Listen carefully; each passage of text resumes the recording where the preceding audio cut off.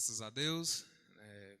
Primeiramente, agradecer ao Senhor por todos que estão aqui presentes, todos que estão assistindo a live também, que o Senhor esteja abençoando grandiosamente vocês, suas famílias e suas casas. Bom, essa é um tema que já foi conversado entre eu e os meus amigos por muito tempo, né? Conversei com amigos de dentro e de fora da igreja, e era algo que eu já tinha vontade de falar aqui quando Deus me desse a oportunidade de voltar ao púlpito, e graças a Ele aqui estou para falar sobre como o cristão identifica o mal. Porque ultimamente, com tantos filmes de terror, de suspense, com tantas notícias ruins, a gente tende a acreditar que o mal ele é uma coisa violenta, perversa, cruel, que vem de uma maneira muito agressiva e que a gente consegue facilmente perceber quando algo é ruim, quando algo é bom. Quando, na verdade, além disso tudo, o mal se apresenta como luz. O mal, às vezes, se apresenta como uma coisa capaz de gerar benefícios, capaz de induzir pessoas. Então, dando início à nossa reflexão, eu gostaria que, primeiro, abaixássemos as cabeças para orarmos mais uma vez e depois abrirmos a Bíblia no livro de 1 Reis, capítulo 13. Senhor meu Deus, Pai amado, muito obrigado por mais esse dia. Muito obrigado por mais esse dia que o Senhor nos concedeu a vida, por mais esse dia que o Senhor nos concedeu a oportunidade de estarmos em comunhão junto contigo. Eu agradeço ao Senhor por ter me dado a oportunidade de servir a Ti aqui no púlpito. Que o Senhor esteja me utilizando conforme a Tua vontade, que da minha boca saia somente a Tua palavra e aquilo que é correto. Em nome de Jesus Cristo, assim eu lhe oro. Amém.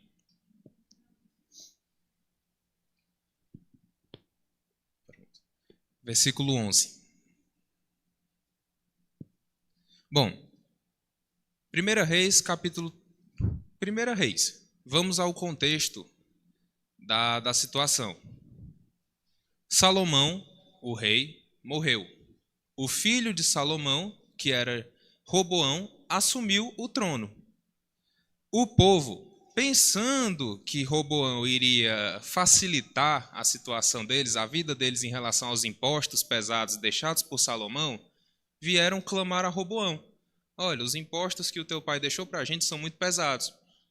Seria bom você aliviar. O Roboão pediu conselho aos mais velhos, eles falaram que ele deveria abaixar os impostos e servir aquele povo. Mas Roboão pediu novamente conselho a mais jovens, aos que cresceram junto com ele, e eles pediram que Roboão fosse mão de ferro. Que ele falasse: o meu dedo mindinho, ele é mais rígido do que o lombo do meu pai. E ao invés dele ser mais manso em relação aos impostos, ele foi mais duro. E isso ocasionou uma divisão do reino. Uma coisa que, por conta da idolatria de Salomão, Deus havia falado para ele, que o reino dele seria entregue a um dos servos dele. Quando aconteceu essa divisão, Jeroboão, que era um dos servos de Salomão, se levantou e foi instituído rei, e eles se separaram. E Jeroboão tomou o reinado de Judá, e Roboão ficou pela parte e Jeroboão ficou com o reino de Israel e Roboão ficou com o reino de Judá. O que aconteceu? Jeroboão, ele começou a temer, porque ocorria uma divisão do reino, mas o povo ia para o templo que ficava em Jerusalém, em Judá, para adorar ao Senhor. E temendo que o povo ficasse indo direto no templo, eles voltariam ao governo de Roboão e o matariam. E o que foi que Jeroboão fez? Jeroboão, ele montou uma religião alternativa, parecida com a religião, com o sistema religioso instituído pelo Senhor. Ele fez 2 bezerros de ouro, colocou um em Dan e outro em Betel, 2 cidades. E ele fez o povo adorar esses 2 bezerros de ouro como deuses. Instituiu um templo, instituiu um altar, instituiu festas, com semelhança a o que Deus havia instituído. Só que, apesar de semelhante, corrompido. E aqui nesse contexto, capítulo 11, Deus ele enviou... Henrique, pode voltar para o capítulo 1, por favor? A gente vai ler o capítulo 13 inteiro e a gente vai transitar por esse capítulo, certo? E eis que, por ordem do Senhor, um homem de Deus veio de Judá a Betel, e Jeroboão estava junto ao altar para queimar incenso. E clamou contra o altar com a palavra do Senhor e disse: Altar, altar, assim diz o Senhor, eis que um filho nascerá à casa de Davi, cujo nome será Josias, o qual sacrificará sobre ti os sacerdotes dos altos que queimam sobre ti incenso, e ossos de homens se queimarão sobre ti. E deu, naquele mesmo dia, um sinal, dizendo: Este é o sinal de que o Senhor falou. Eis que o altar se fenderá, e a cinza que nele está se derramará. Sucedeu, pois, que, ouvindo o rei a palavra do homem de Deus que clamara contra o altar de Betel, Jeroboão estendeu a mão de sobre o altar, dizendo: Pegai nele. Mas a mão que estendera contra ele se secou, e não a podia tornar a trazer a si. E o altar se fendeu, e a cinza se derramou do altar, segundo o sinal que o homem de Deus apontara pela palavra do Senhor. Então respondeu o rei e disse ao homem de Deus: Ora a face do Senhor teu Deus, e roga por mim, para que minha mão se me restitua. Então o homem de Deus orou à face do Senhor, e a mão do rei se restituiu e ficou como antes. E o rei disse ao homem de Deus: Vem comigo à minha casa e conforta-te, e dar-te-ei um presente. Porém o homem de Deus disse ao rei: Ainda que me desses metade da tua casa, não iria contigo, nem comeria pão, nem beberia água nesse lugar. Porque assim me ordenou Deus pela sua palavra, dizendo: Não comerás pão, não beberás água, e não voltarás pelo caminho por onde foste. E foi-se por outro caminho, e não voltou pelo caminho de onde viera a Betel. E morava em Betel um profeta velho, e vieram seus filhos, e contaram-lhe tudo o que o homem de Deus fizera aquele dia em Betel, e as palavras que dissera ao rei. E disse-lhe seu pai: Por que caminho se foi? E viram seus filhos o caminho por onde fora o homem de Deus que viera de Judá. Então disse a seus filhos: Alabardar-me um jumento, e albardaram-lhe o jumento, e o montou. E foi-se após o homem de Deus, e o achou assentado debaixo de um carvalho, e disse-lhe: És tu o homem de Deus que veio de Judá? Ele disse: Eu sou. Então lhe disse: Vem comigo à minha casa e come pão. Porém ele disse: Não posso voltar contigo, nem entrarei contigo, nem tampouco comerei pão, nem beberei contigo água deste lugar. Porque me foi mandado pela palavra do Senhor: Ali nem comerás pão, nem beberás água, nem tornarás a ir pelo caminho porque foste. E esse aqui é o versículo que a gente vai parar nesse momento. E ele lhe disse: Eu sou um profeta como tu, e um anjo me falou pela palavra do Senhor, dizendo: Faze-o voltar comigo à tua casa, para que coma pão e beba água. E o parêntese aqui é a parte importante. Porém, mentiu-lhe. Esse é o primeiro ponto de uma realidade triste que muitas pessoas se deparam atualmente. Pessoas sendo enganadas por profetas de religiões corruptas, usando a palavra de Deus para atrair pessoas ao pecado. Ou melhor, colocando palavras que nunca saíram da boca do Senhor para desviar pessoas que estão no caminho correto para um caminho errado. Pois bem, nós vamos dividir essa pregação em 4 pontos. Mas o primeiro é muito importante que tenha essa introdução, apesar de ser uma leitura longa, é necessário para que se entenda o que significa identificar o mal disfarçado de bem.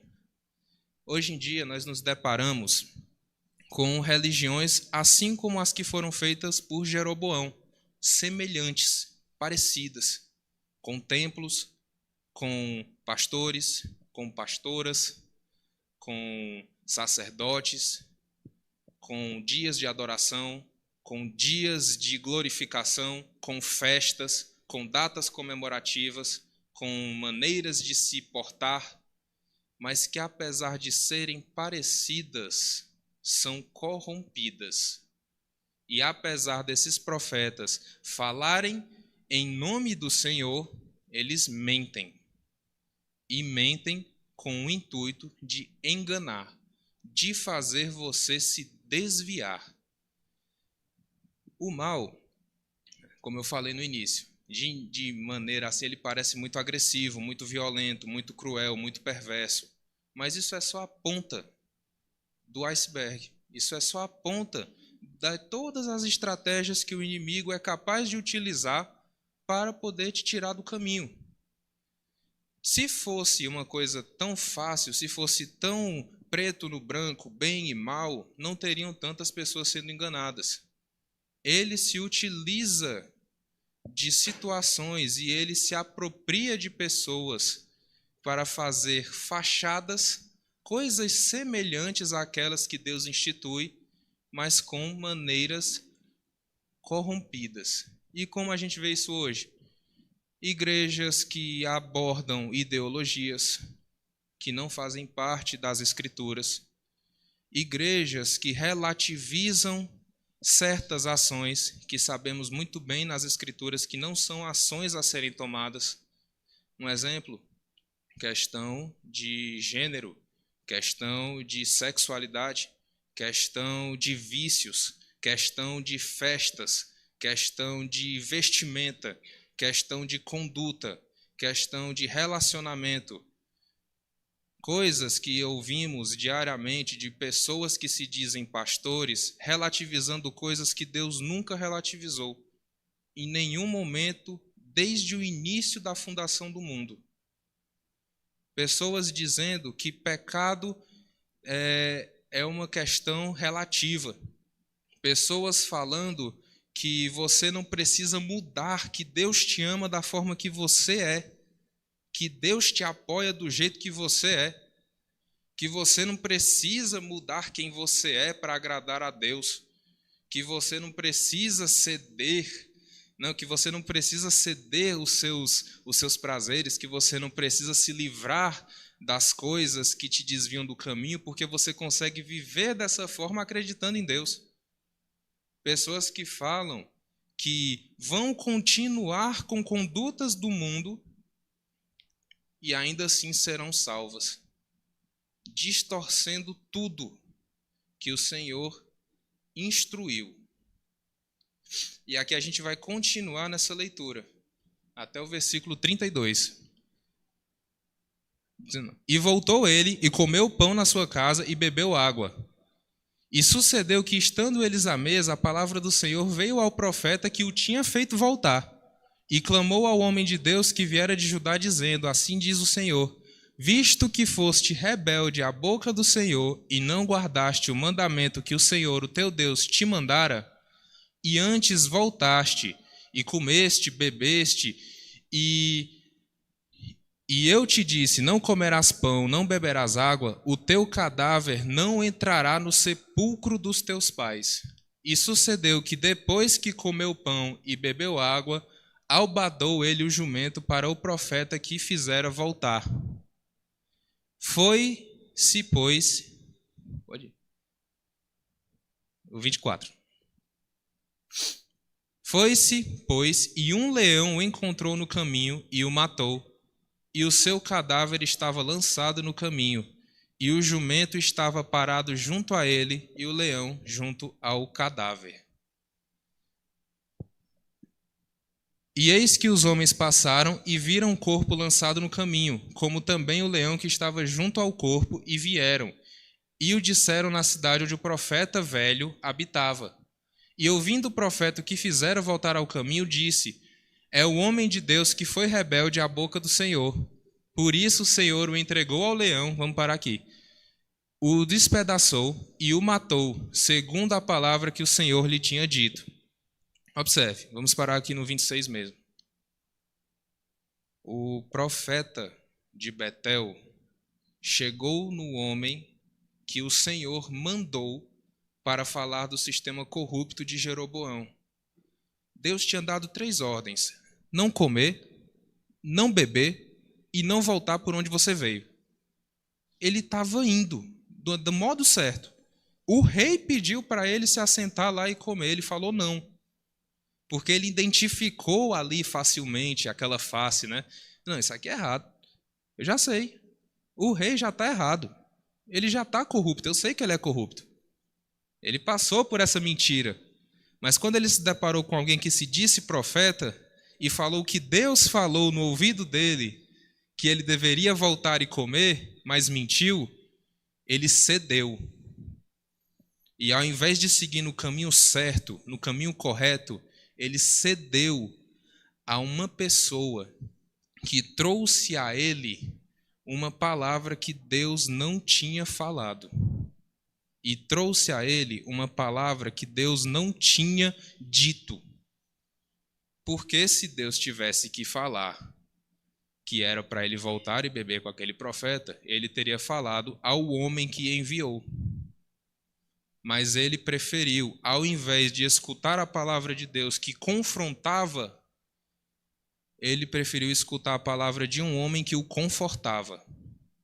Ele preferiu, ao invés de ouvir o Senhor, que dizia para ele ficar com fome, com sede, que dizia para ele pegar um caminho mais longo para voltar, que não deveria mais voltar por ali, ele preferiu escutar um homem que falou: come, bebe, descansa um pouco, volta por aqui. E quantos de nós, quantos dos nossos irmãos se veem enganados por situações dessas? Numa igreja que ele tem que mudar o hábito, porque a Bíblia fala, mude isso, mude aquilo, se arrependa dos seus pecados. Ele olha para a igreja do lado fala, isso é relativo. Por que você precisa mudar? Aqui a gente te aceita do jeito que você é. Aqui você pode continuar sendo a pessoa que você é, porque Deus te ama do jeito que você é. E a pessoa cede e sai do caminho correto para ir para o caminho errado. Esse é o primeiro ponto, esse é o primeiro disfarce do mal. Ele usa de mentiras para te desviar dos caminhos. E essas mentiras são palavras que não existem, palavras que o Senhor não falou. Às vezes nós nos deparamos com a crueldade, com a perversidade, mas às vezes o mal ele vem vestido, bem vestido, com boas palavras, usando o nome do Senhor para te desviar dos caminhos.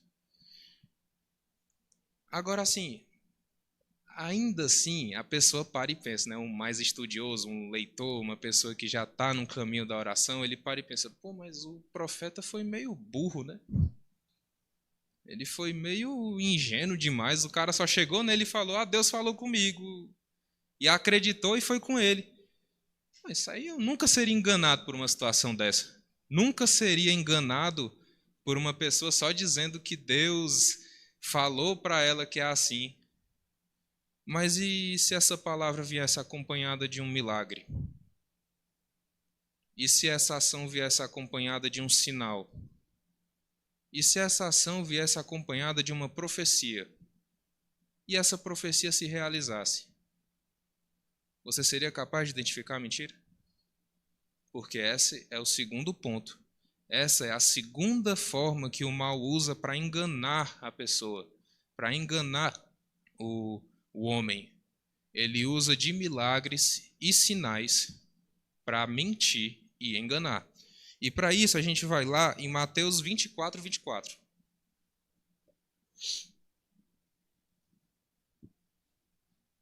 Aqui, o contexto de Mateus 24 é o sermão profético. Jesus entra no templo, esse templo mesmo, séculos depois, ele entra dentro desse templo, os discípulos dele se admiram com o tamanho da estrutura, né? Um templo grandioso e forte, e Cristo fala, não vai sobrar pedra sobre pedra. E eles começam a perguntar, como vai acontecer isso, o que vai acontecer, de onde vai vir, quem vai ser, como vai acontecer, e Cristo começa um sermão profético. E uma das coisas que Cristo fala com firmeza é, não sejam enganados. E aqui no versículo 24 ele fala com mais força, porque surgirão falsos cristos e falsos profetas, e farão tão grandes sinais e prodígios, que, se possível fora, enganariam até os escolhidos. E agora, Henrique, passa ali para Apocalipse, capítulo 16, versículo 13.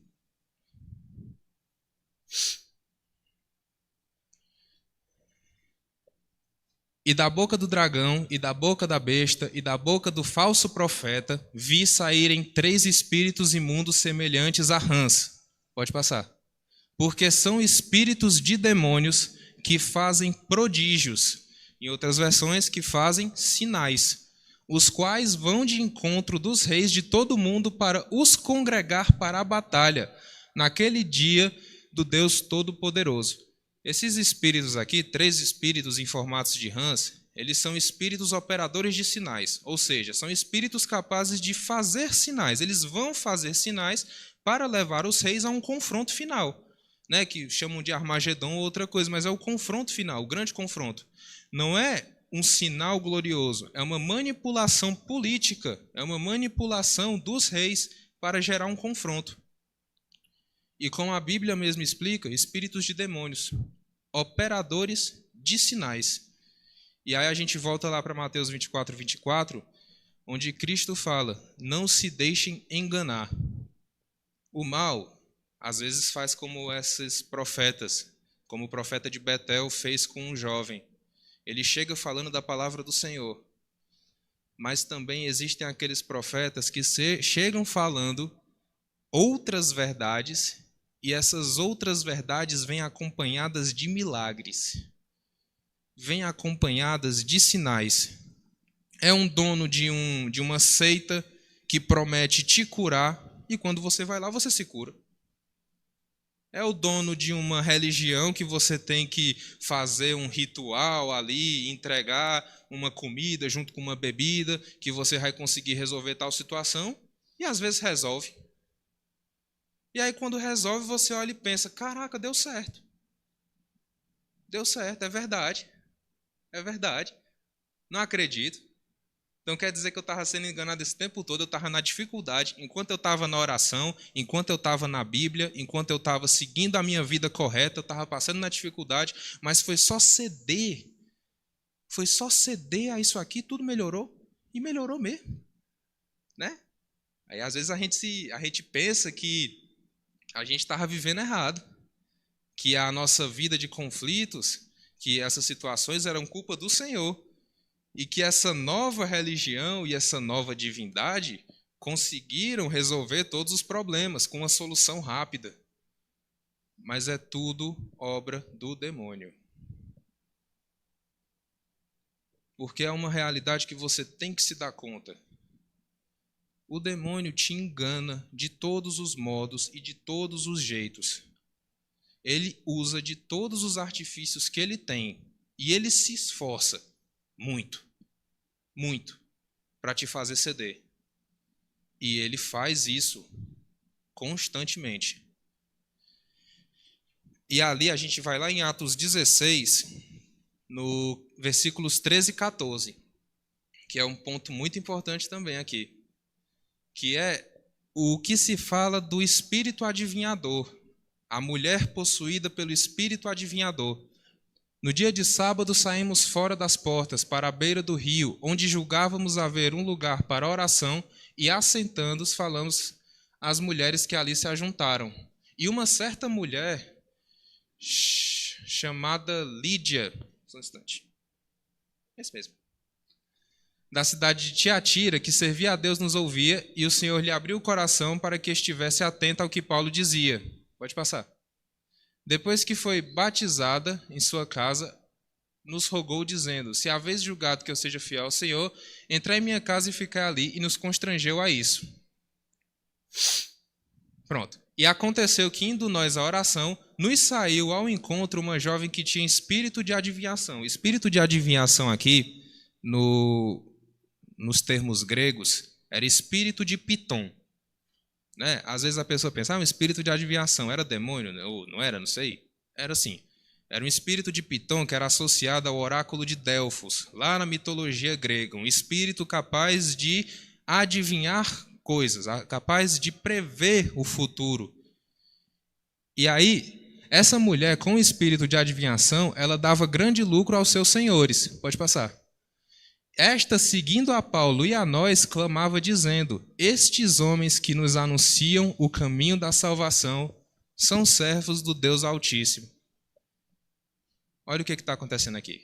A mulher está possuída por um demônio. Esse demônio prevê o futuro. O futuro é acertado. A previsão está ali, está acontecendo, está gerando lucro. Ela chega diante dos homens do Senhor e fala: esses caras são servos do Deus Altíssimo. O que isso aqui parece? Ela parece que tem ciência que eles são do Senhor. Ela tem ciência que Cristo é o Altíssimo, que o Senhor que eles são servos do Altíssimo, que eles trazem a salvação, que as pessoas são salvas através da mensagem deles, e ela proclamou isso por dias. Né, como vai passar nos versículos seguintes, por dias ela seguiu acompanhando eles até o momento que Paulo expulsou aquele espírito em nome de Jesus. Mas olha como o diabo ele utiliza dessas artimanhas. Ele proclama. Por que ele faz isso? Para confundir. Não é porque isso aqui é uma verdade na vida dele, é a verdade de todos. Mas ele usa disso aqui para confundir. E muitos falsos profetas usam disso aqui para confundir. Eles anunciam que Cristo salva, anunciam que o Senhor é o Altíssimo, anunciam que a salvação vem através de Cristo, que esses que anunciam uma mensagem de salvação usa da base bíblica, usa versículos bíblicos, mas não para gerar salvação, mas para poder confundir o irmão através de rituais ou de sinais ou de coisas que vão contra aquilo que Deus prega, contra aquilo que Deus acredita, contra aquilo que Deus afirma ser verdade. Essa mulher era possuída por um demônio. Ela era possuída por um demônio e anunciava que eles eram servos do Altíssimo. Uma pessoa que via aquela mulher, que era uma adivinha, proclamando aquilo, aquele demônio possuindo aquela mulher, pensavam: bom, se ela fala, então ali também tem uma pessoa que é serva do Senhor. Ali também tem alguém que serve a Deus. Ali também tem um caminho que leva à salvação. E ela consegue se infiltrar dessa forma, confundindo os corações das pessoas. Quando Salomão fala que ele fez o dia bom e o dia ruim para que o homem não planejasse, as pessoas às vezes se sentem ansiosas e querem saber sobre o futuro. Fica confuso, porque elas olham para uma pessoa capaz de prever o futuro e que anuncia a Deus e pensam: eu posso saber alguma coisa para mim. Eu posso consultar essa mulher, já que ela é uma cristã, né? Eu posso consultar aquele cara que está naquela casa, naquele terreiro, porque ele anda com um crucifixo e ele fala de Deus. Eu posso ir lá servir lá na macumba, na Ubanda, porque lá eles falam do Senhor, porque eles falam de Cristo, falam de Nossa Senhora, né? Porque eles são cristãos, assim como eu, eles também seguem, né? Eles também falam, eles falam de Cristo, mas recebem demônios lá. Mas são servos de demônios. Isso não é a realidade que o cristão deve viver. O diabo, ele utiliza de milagres e de sinais e ele proclama de todas as formas para poder enganar as pessoas. Porque o diabo não importa. Diferente do Senhor, o diabo ele não importa se você serve a ele e serve a Deus. Ele não liga. Ele não liga. Do fundo do coração, ele não se importa. Você pode orar todo dia, você pode se vestir bem, você pode ser uma pessoa correta ali, moralmente correta, né? A sociedade te ama, você é uma pessoa perfeita. Mas ele sabe que dentro da sua privacidade, você segue a ele. Um vício que você faz sozinho, uma embriaguez, uma luxúria, uma vaidade, uma ganância. Ele sabe que aquilo ali você está servindo para ele. Você está servindo 99% a Deus, mas 1% a ele. Ele está satisfeito. Está perfeitamente satisfeito. Porque ele já conseguiu o que ele queria. Ele já conseguiu o que ele queria. Ele não se importa se você é abertamente falando que ama o inimigo ou outra coisa do tipo. Ele não liga para isso. Você pode falar de Deus o tanto que você quiser. Você pode fazer milagres sobre o Senhor o tanto que você quiser. O que importa é que você sirva a mim também. Porque no final de contas, Deus não aceita servos de dois senhores. O diabo sim. Ele aceita. Por isso que ele proclama. Por isso que ele fala. Porque ele só quer que você sirva aos dois, ou quer que você se confunda. E esse é o segundo ponto que o inimigo ele usa. Ele usa de milagres, de sinais e de proclamações para te tentar. E o terceiro ponto é a tentação através do benefício, que acomete muitos jovens. E ali a gente vai lá para o Mateus capítulo 4, na tentação do deserto. Não vou ler para me manter mais breve, mas o Henrique vai passando o Mateus capítulo 4, tá, Henrique? Ele vai passando os versículos que é no momento que Jesus está sendo tentado no deserto.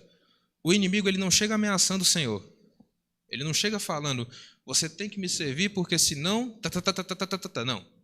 Você tem que me servir porque senão eu vou te atacar, porque senão eu vou fazer isso com você, porque senão eu vou fazer aquilo. Não, ele não chega desse jeito. Isso aí não funciona. Um cristão mesmo, um cara fervoroso, ele não tem medo do que o inimigo vai fazer de mal, da perseguição, da tribulação. Apesar da carne tremer, o espírito é fortalecido. E o inimigo sabe disso. Ele não chegaria numa ameaça, ele não chega só de uma maneira cruel e perversa. Quando ele chega em Cristo, que está sendo tentado, ele oferece soluções de curto prazo. Sucesso imediato, produtividade imediata, poder, riquezas, o mundo servindo, o mundo diante de você, é todo seu. Se você se prostrar e me adorar. É isso que o diabo fala para Cristo, é isso que o inimigo ele fala constantemente para inúmeras pessoas. Inúmeras pessoas, principalmente inúmeros jovens. Que uma vez, em uma conversa, me deparei com uma frase que me fez pensar muito, que era de um conhecido meu. Ele falou assim: enquanto eu orava, enquanto eu vivia na palavra, enquanto eu agia conforme o Senhor, eu era infeliz. Eu estava me enganando. Eu não conseguia organizar minha vida, eu não conseguia fazer meu planejamento. Mas quando eu comecei a ceder, tudo começou a se ajeitar. Quando eu deixei de servir, quando eu deixei de ler e eu comecei a ceder, e eu comecei a andar com o pessoal de lá, eu comecei a agir como as pessoas de lá, eu comecei a ser mais produtivo. Então tem dado tudo certo. E é triste. É triste quando você se depara com uma pessoa falando uma coisa dessas. Porque ela basicamente cedeu à tentação do inimigo, não através de uma situação difícil, não através de uma realidade perversa, mas através de uma solução a curto prazo. Uma solução a curto prazo de uma coisa que se acaba. Se você ceder ao inimigo em prol da riqueza, você vai ter riqueza. Se você ceder ao inimigo em prol de sucesso, é capaz de você ter sucesso. Mas a questão é a seguinte: se você ceder ao inimigo em qualquer coisa que seja, você não será salvo. Você só terá o que tiver de ter nesse curto espaço de tempo que demora menos que um dia para alguns e anos para outros. Mas no final você passará a eternidade se lamentando e rangendo seus dentes diante de uma condenação. E o pior, sabendo que você foi enganado, sabendo que você cedeu porque você foi fraco, sabendo que você cedeu porque você preferiu ter sucesso aqui do que ter sucesso na eternidade, sabendo que você preferiu ser feliz aqui do que ser feliz ao lado do Senhor, saber que você preferiu ter riqueza aqui do que se regozijar na eternidade junto com o Senhor, que você preferiu aceder a prazeres aqui que não demoram mais do que algumas décadas, ao invés de ceder a um prazer inimaginável com o Senhor que dura a eternidade inteira. E o pessoal subestima o que é eternidade. Eternidade é você passar 1 bilhão de anos e ser como um piscar de olhos. É o tempo do universo passando como uma brisa. Não tem fim. É um calendário que nunca acaba. É um dia que nunca acaba. É você olhar para o início do firmamento e para o fim dos tempos e perceber que isso foi uma fagulha. Que isso foi uma faísca, um piscar de olhos. A eternidade é isso. O que são 80, 90, 100 anos de vida em relação a isso? Mas ele faz dessa forma. Ele é consciente disso e ele faz dessa forma. Sabe por quê? Porque nós, na condição da carne, nós tendemos a acreditar que a vida aqui demora muito. Que os problemas são longos demais. Que a tristeza é longa demais. Que a agonia é longa demais. Que a ansiedade é longa demais. Que meses são muito tempo. Gente que pensa, nossa, eu não me relaciono há anos, meu Deus, que sofrimento, 5 anos, e aí cede. Gente que fala, nossa, faz 5 anos que eu tento arranjar um emprego e eu não consigo, e aí cede. O que são 5 anos, gente? Diante de uma eternidade. O que são 50 anos diante de uma eternidade? O que são 100 anos diante de uma eternidade? 1000 anos diante de uma eternidade? Não é nada. Não é nada. Mas o diabo, ele quer que você acredite que isso é alguma coisa. Na verdade, ele quer que você acredite que isso vale mais. E é nesse ponto onde ele tenta muitos.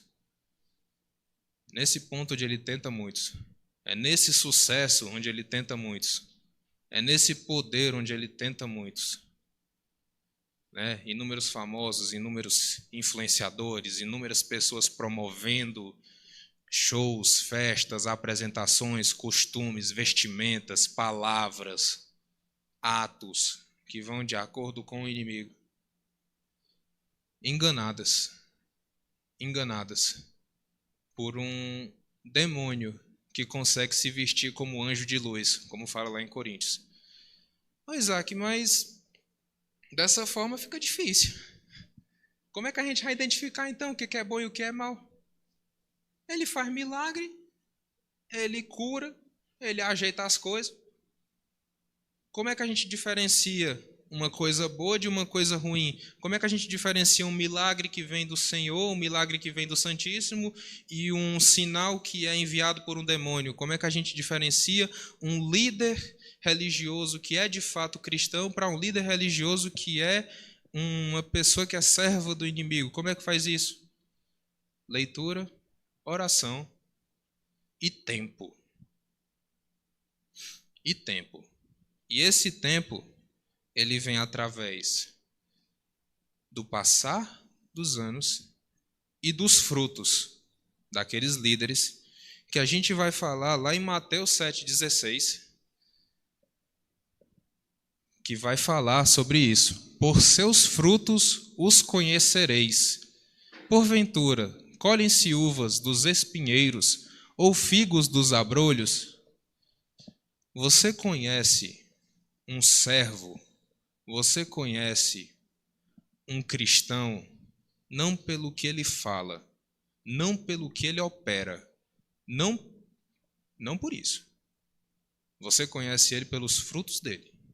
Você conhece uma religião que é de fato cristã e uma religião falsa, não é pelo que eles anunciam, não é pelo grito, pelo giro, pela emoção, pela pessoa sendo exorcizada, pelo cadeirante se levantando e caminhando. Você não conhece uma religião dessa forma, você conhece pelos frutos.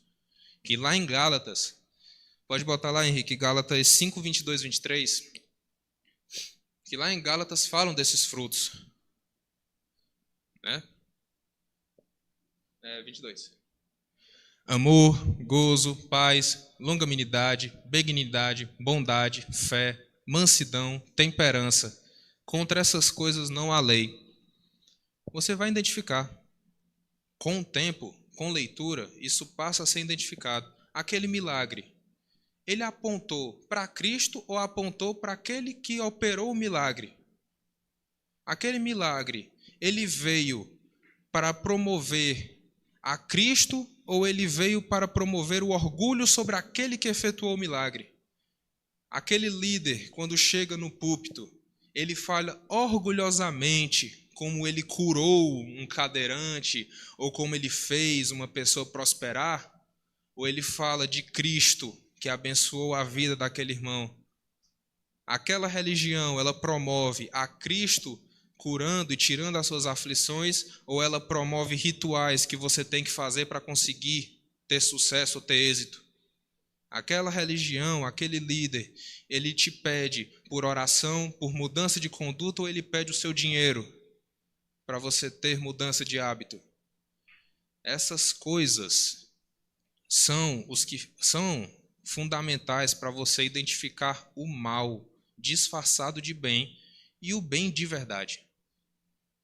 É você olhar para uma pessoa que orou e que conseguiu sair de uma situação ruim e ver ela exaltando a Cristo e você perceber que ela é uma pessoa que está ali em situação de paz. E você olhar para uma pessoa que conseguiu sair da situação ruim que estava e ela bater no peito e dizer: eu consegui, eu fiz, deu certo, eu me garanto.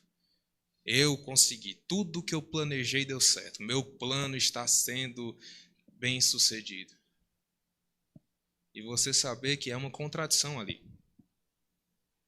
Se os frutos de uma seita ou de uma religião são contrários a esses que foram citados, independente do que ela promova, essa religião é falsa. Independente do milagre, independente do sinal, independente do sinal espiritual, independente do que aconteça, da revelação que venha, da profecia que venha. Se aquele milagre ele direciona para qualquer outra coisa, para qualquer outra situação, para qualquer outra pessoa, viva ou morta, para qualquer outra circunstância que não seja único e exclusivamente o nosso Senhor Jesus Cristo, é falso. É falso. Se é atribuído a uma mudança, a uma paz, a qualquer outra coisa que seja, a qualquer coisa que não seja o único e verdadeiro Salvador, o único e verdadeiro Deus, é falsa. Por isso, fiquem atentos. Pode parecer difícil, mas quando você presta atenção nesses frutos, quando você presta atenção nesse direcionamento, o mal não consegue mais se disfarçar diante de você. Você consegue olhar e consegue diferenciar o bem do mal disfarçado de bem. Amém? Senhor meu Deus, muito obrigado por mais esse dia. Eu agradeço ao Senhor por tudo que o Senhor fez nas nossas vidas. Agradeço ao Senhor por ter me usado mais uma vez. Eu clamo a Ti que esteja abençoando a todos aqui. Eu clamo ao Senhor que esteja cuidando de cada um de nós, das nossas famílias, que não sejamos enganados, que independente das tribulações, que não sejamos enganados, que independente das circunstâncias, não sejamos enganados, que o Senhor esteja junto conosco, nos dando discernimento, nos dando paciência, nos dando paz, para não sermos enganados em hipótese nenhuma. Em nome de Jesus Cristo. Amém.